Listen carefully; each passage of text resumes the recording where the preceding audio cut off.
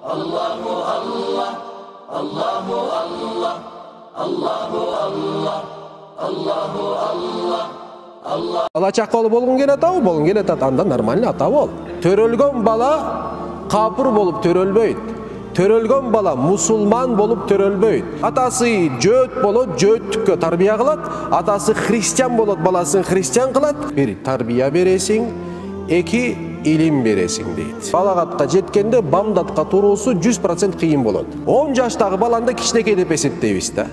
Ал кичинекей эмес. Психология аты астында көптөгөн китептерди сунуштап жатышат. Ошол китептерде ачык айкын христианствонун пропагандасы бар. Мен кызыгып алгандан кийин эми башкаларды айтпай эле койгула деген сөз да. Азыркы өспүрүмдөр булар өтө башкача. Азыр атасынын сөзү закон эмес. Кимдин сөзү закон болуп атат? Тетиги психологдун сөзү закон болуп атат.